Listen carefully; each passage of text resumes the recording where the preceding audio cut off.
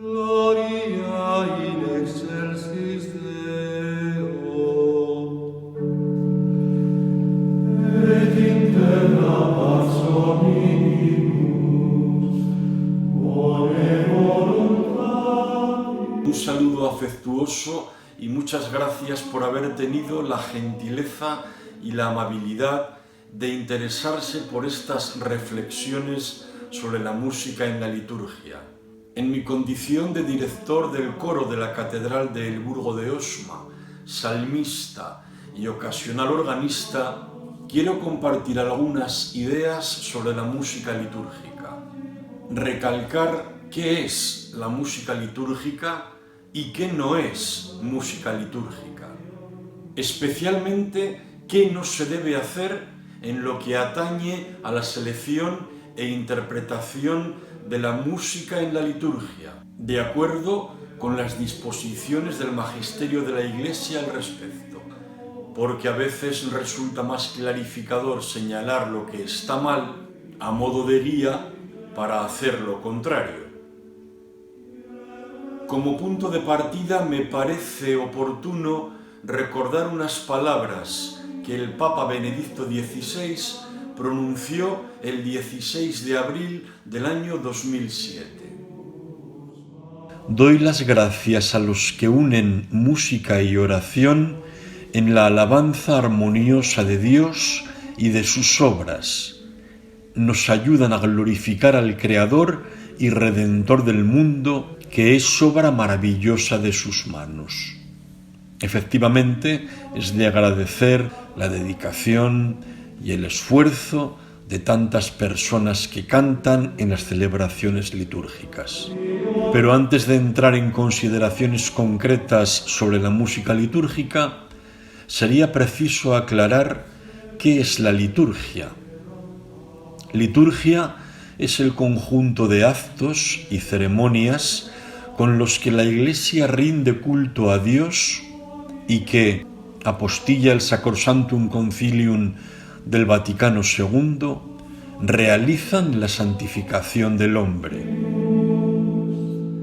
El Catecismo de la Iglesia Católica afirma que la liturgia es la celebración del misterio de Cristo y en particular de su misterio pascual, que se manifiesta a través de determinados signos para rendir el culto público debido a Dios.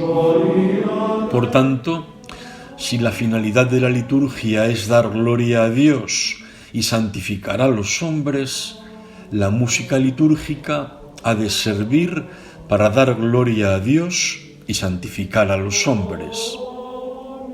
La música es consustancial a la liturgia, ejerce una función litúrgica, no ameniza la liturgia. La música litúrgica es la propia liturgia. Y aquí quiero hacer una acotación que me parece sustancial.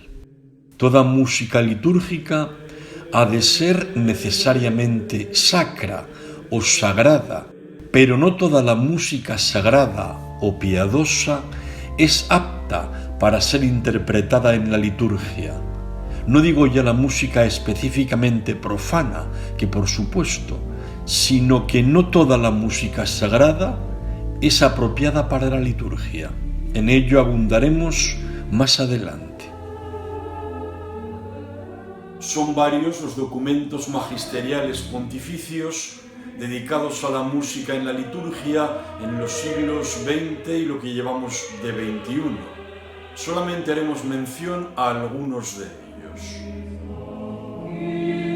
El primero es el motu proprio de San Pío X, Trale Solecitudini, publicado el 22 de noviembre de 1903, en el que advierte: nada debe ocurrir en el templo que dé fundado motivo de disgusto o escándalo, nada que ofenda el decoro y la santidad de los sagrados ritos, y por este motivo sea indigno de la casa de oración y la majestad divina, sea por la naturaleza de la música, de suyo fluctuante y variable, o por la sucesiva alteración de lo gusto y las costumbres en el transcurso del tiempo, o por la influencia que ejerce el arte profano en el sagrado, el hecho es que se observa una tendencia pertinaz a apartarla de la recta norma. En otro capítulo continúa el Papa San Pío X. La música sagrada debe tener en grado eminente las cualidades propias de la liturgia, la santidad y la bondad de las formas de donde nace la universalidad. Debe ser santa y por lo tanto excluir todo lo profano. Debe tener arte verdadero porque no es posible de otro modo que tenga sobre el ánimo de quien la oye aquella virtud que se propone la Iglesia al admitir en su liturgia el arte de los sonidos, mas a la vez debe ser universal en el sentido de que aun concediéndose a toda nación que admita en sus composiciones religiosas aquellas formas particulares que constituyen el carácter específico de su propia música, éste debe estar de tal modo subordinado a los caracteres generales de la música sagrada que ningún fiel procedente de otra nación experimente al oírla una impresión que no sea buena. San Pío X afirma que estas tres cualidades, santidad, bondad y universalidad, se hallan en grado sumo en el canto gregoriano, que es el canto propio de la Iglesia, si bien ha reconocido y fomentado en todo tiempo los progresos de las artes, admitiendo en el servicio del culto cuanto en el curso de los siglos el genio ha sabido hallar de bueno y bello. Más adelante, San Pío X advierte: para cada función litúrgica están determinados los textos que han de ponerse en música. No es lícito cambiar los textos prescritos por otros de elección privada. Y una última reflexión que hace San Giuseppe Sarto: ha de condenarse como abuso gravísimo que la liturgia quede en lugar secundario y como al servicio de la música, cuando la música forma parte de la liturgia y no es sino su humilde sierva. En otras palabras, la música en la liturgia no está para el lucimiento del coro, sino al servicio del culto. El siguiente documento de nuestro interés es la carta apostólica Divini Cultus Santitatem de Pío XI, publicada el 20 de diciembre de 1928. En ella, la primera indicación es la que alude a la autoridad de la Iglesia sobre la liturgia. La Iglesia ha recibido de su fundador Jesucristo el encargo de velar por la santidad del culto divino. Tiene indudablemente autoridad de prescribir todo aquello que sirva para regular dignamente ceremonias, ritos, fórmulas, oraciones y canto, cuyo conjunto recibe el nombre especial de liturgia, o sea, la acción sagrada por excelencia. Verdaderamente es cosa sagrada la liturgia, no sólo como elevación y unión de las almas hasta Dios, sino también como testimonio de nuestra fe y de la deuda que con Dios tenemos por los beneficios recibidos y de los cuales siempre necesitamos. Evoca el Papa Pío XI la eficacia del canto y de la música en la liturgia desde los primeros tiempos del cristianismo. Es indecible cuán admirablemente ayudaban aquellas melodías que acompañaban al santo sacrificio a encender la piedad cristiana en el pueblo. Remarca la prevalencia del órgano para acompañar a las voces, por su maravillosa grandiosidad y majestad, ya acompañando al canto, ya durante los silencios de los coros y según las prescripciones de la Iglesia. Continúa con una lamentación que tiene vigencia en todo momento. No podemos dejar de lamentarnos de que así como acontecía en otros tiempos con géneros de música que la Iglesia con razón reprobó, así también hoy se intente con modernísimas formas volver a introducir en el templo el espíritu de mundanidad. Del Papa Pío XII destacamos dos cartas encíclicas relacionadas con la música litúrgica. La primera es la Mediator Dei del 20 de noviembre de 1947. En ella incide en la primacía del canto gregoriano, que no sólo proporciona decoro y solemnidad a la celebración de los sagrados misterios, sino que contribuye a aumentar la fe y la piedad de los asistentes.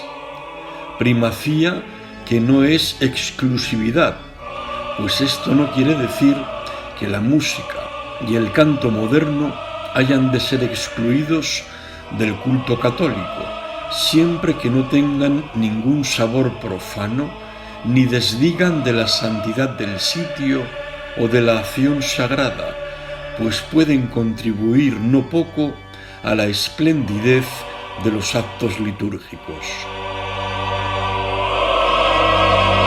La segunda es la encíclica específicamente dedicada a la música. Se trata de la Musicae Sacra Disciplinae, firmada el 25 de diciembre de 1955, publicada con el propósito de que la música sagrada ayude al mayor esplendor del culto divino y fomente más eficazmente la vida espiritual de los fieles. La encíclica recuerda que el canto sagrado ha sido empleado para dar brillo y esplendor a las ceremonias religiosas, siempre y en todas partes. Recuerda que es responsabilidad de la Iglesia defender la dignidad del culto divino, velando para impedir que en las iglesias entren obras faltas de toda inspiración religiosa y en abierta oposición aun con las justas reglas. La Iglesia, recalca Pío XII, debe tener sumo cuidado en alejar de la música, precisamente porque es sierva de la liturgia, todo lo que desdice del culto divino. El Concilio Vaticano II alumbró el 4 de diciembre de 1963 la Constitución Sacrosanctum Concilium sobre la Sagrada Liturgia. El concilio recuerda que en la liturgia de la Iglesia lo humano está ordenado y subordinado a lo divino.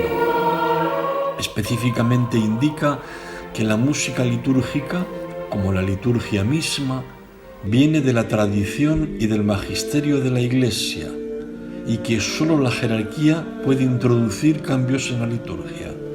La reglamentación de la Sagrada Liturgia es de competencia exclusiva de la autoridad eclesiástica.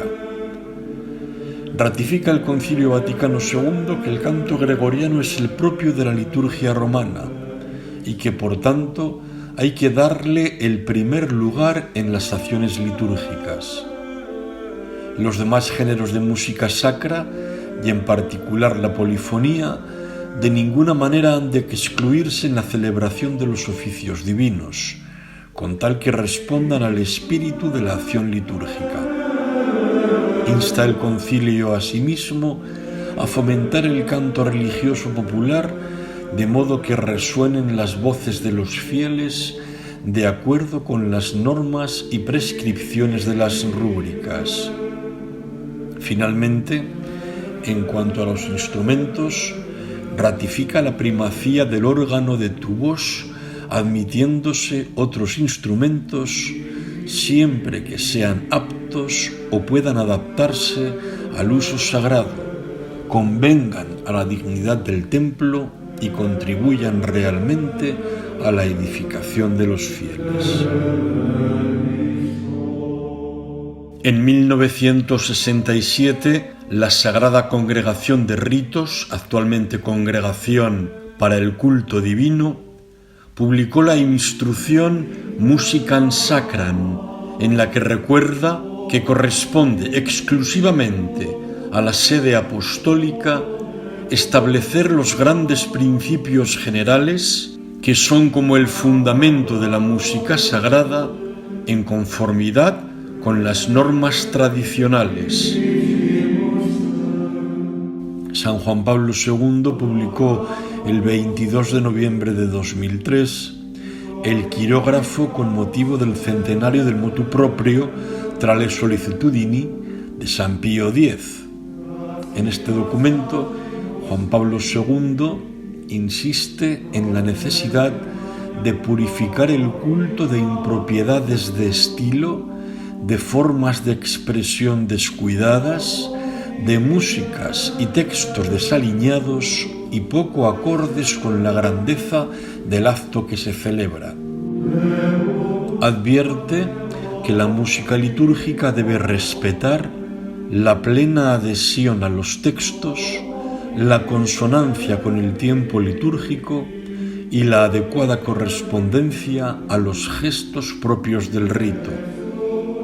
Insiste en que el gregoriano es el canto propio de la liturgia, sin excluir otros tipos de música sagrada, así como la preferencia instrumental por el órgano, y advierte que el aspecto musical de las celebraciones litúrgicas no puede dejarse ni a la improvisación ni al arbitrio de las personas, sino que debe encomendarse a una dirección bien concertada, respetando las normas y las competencias como fruto significativo de una adecuada formación litúrgica. Finalmente, Benedicto XVI, en su exhortación apostólica post-sinodal Sacramentum Caritatis del 22 de febrero de 2007, recuerda: en la liturgia no sirve cualquier canto. Se ha de evitar la introducción de géneros musicales no respetuosos del sentido de la liturgia. Como elemento litúrgico, el canto debe estar en consonancia con la identidad propia de la celebración. Por consiguiente, todo, el texto, la melodía, la ejecución, ha de corresponder al sentido del misterio celebrado, a las partes del rito y a los tiempos litúrgicos. Finalmente, si bien se han de tener en cuenta las diversas tendencias y tradiciones muy loables, deseo que se valore adecuadamente el canto gregoriano como canto propio de la liturgia romana.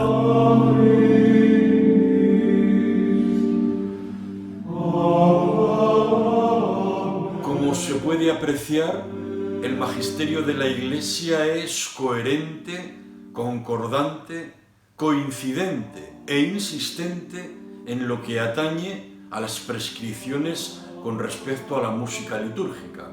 Este es el marco que nos obliga a los directores, a los cantores y a quienes tienen responsabilidad en la música en las celebraciones litúrgicas, especialmente en la Santa Misa. De todo ello se puede concluir lo que se debe hacer y, en sentido contrario, lo que no se debe hacer en lo que respecta a la interpretación, a la selección de los cantos litúrgicos. Para estar en consonancia con todas las disposiciones que emanan del magisterio de la Iglesia en lo que tiene que ver con la liturgia y especialmente con la música en la liturgia, debemos tener primero presente que la música es la liturgia misma y que para intentar acertar en la selección y en la interpretación de los cantos litúrgicos hay que tener un conocimiento, aunque sea elemental, de lo que es la liturgia, pues del desconocimiento de la liturgia se derivan gruesos errores que se cometen en lamentablemente no pocas celebraciones litúrgicas. La música es la liturgia misma. La música no ameniza la liturgia, sino que como parte de la liturgia debe adecuarse al contenido litúrgico. El repertorio o selección de cantos debe estar acorde con lo que se celebra en la liturgia, con el contenido litúrgico específico de cada celebración. Es decir, de lo que se trata es de cantar la liturgia, no de cantar en la liturgia. El texto de los cantos debe tomarse de la propia Sagrada Escritura, de fuentes litúrgicas o de otras fuentes que estén en consonancia con las verdades de la fe. El latín es el idioma oficial de la Iglesia. No debe desterrarse el latín de las celebraciones litúrgicas ni tampoco de los cantos. Se puede decir, es que el latín no se entiende, es que no llega a los fieles. ¿Y el hebreo? Amén, aleluya.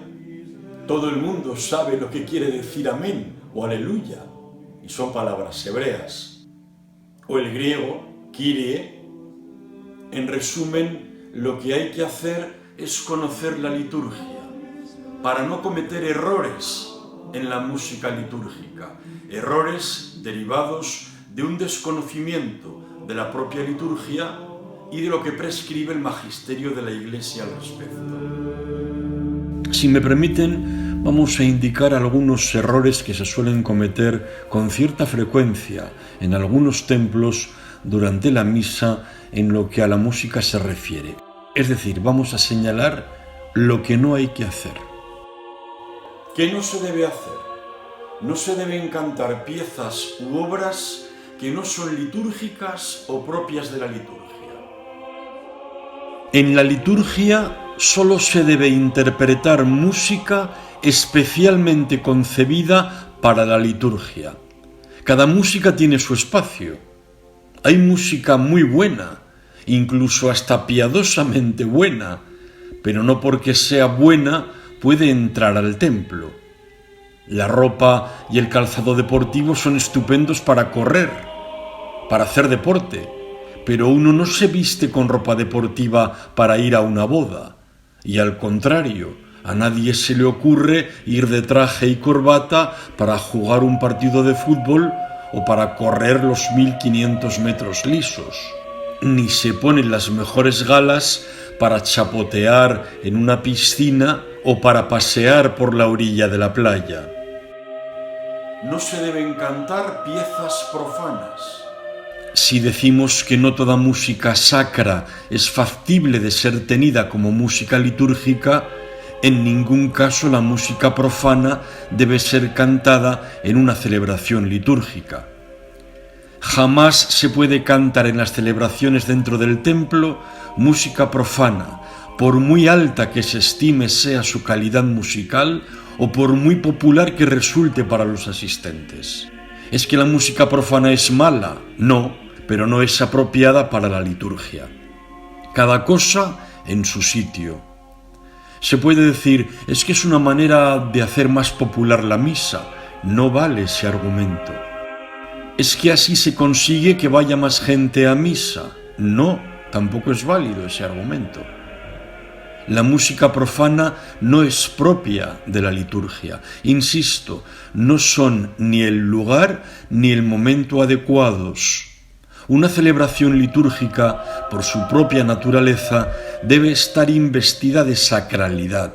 No es una reunión lúdica para pasarlo bien bajo parámetros sociales o de ocio mundano, ocio muy aconsejable, necesario y gratificante en otros entornos y contextos. No se deben elegir cantos cuya letra no esté en consonancia con la fe de la Iglesia. Puede haber letras de cantos que, aunque parezcan piadosos y devotos, se apartan de la doctrina católica y de la fe de la Iglesia, y sin embargo se han convertido en clásicos populares de muchas misas. Creo que se cantan sin mala intención, pero es preciso esmerar el cuidado en ello porque pueden llevar a confusiones doctrinales. No debe cambiarse la letra de las partes ordinarias. Las partes fijas de la misa deben cantarse con arreglo a los textos establecidos que son invariables. En el Kyrie, o Señor ten piedad, Gloria, Sanctus, o Santo, Padre Nuestro y Agnus Dei, o Cordero de Dios, debe respetarse la letra original en latín o la aprobada por las diversas lenguas vernáculas.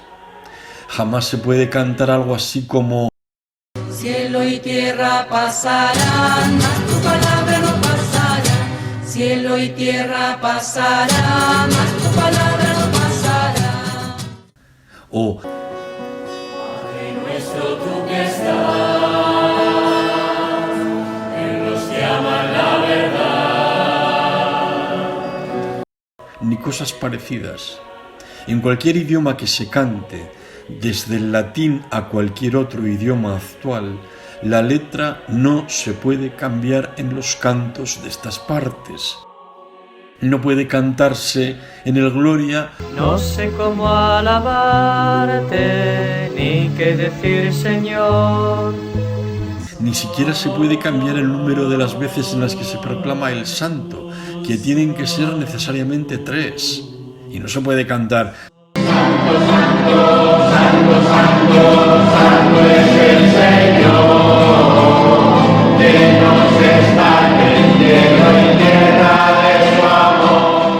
Por cierto que el Padre Nuestro que se canta o se reza en la misa nunca se termina con el amén, porque el sacerdote continúa con el embolismo, la oración del pueblo de Dios, y por eso dentro de la misa el Padre Nuestro nunca se termina con amén. No se deben cantar siempre los mismos cantos. Cada celebración, cada tiempo litúrgico tiene sus propios cantos, porque la música litúrgica no es para amenizar la liturgia, sino que es parte de la liturgia misma. No se deben alargar innecesariamente los cantos. En ocasiones el canto de entrada se alarga hasta más allá de lo razonable cuando el presidente está ya dispuesto en el altar para proclamar que estamos reunidos en el nombre de la Santísima Trinidad, o cuando tras la comunión está sentado en la sede esperando a que deje de sonar la música, sin opción a guardar unos segundos de silencio, silencio que también tiene su cabida en el ritual. La música debe formar parte de la liturgia, no debe entorpecer la liturgia. No se debe cantar durante la consagración. En el momento de la consagración no se debe cantar ni en la modalidad de boca cerrada, ni tocar, aunque sea una sugerente melodía de fondo. Repito, nunca se toca ni se canta, aunque sea pianísimo, durante la consagración. Se puede alegar, es que así, al esbozar una dulce melodía, el momento se hace más emotivo. No puede haber música, ni siquiera una suave música de fondo, muy delicada y piadosa, en el momento de la consagración.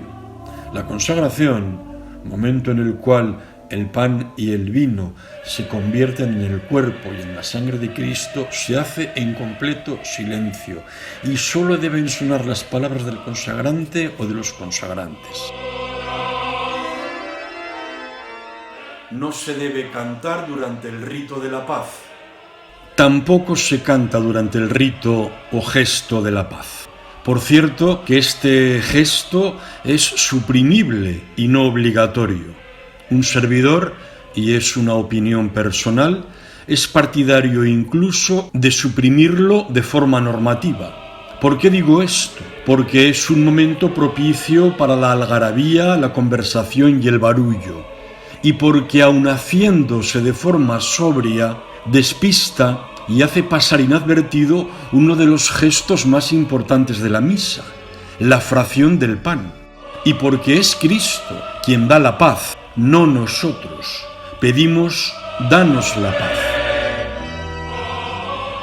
Muchas gracias por su atención y por atender y acoger estas sugerencias que tienen como objetivo prestar a Dios el servicio de su más debido culto.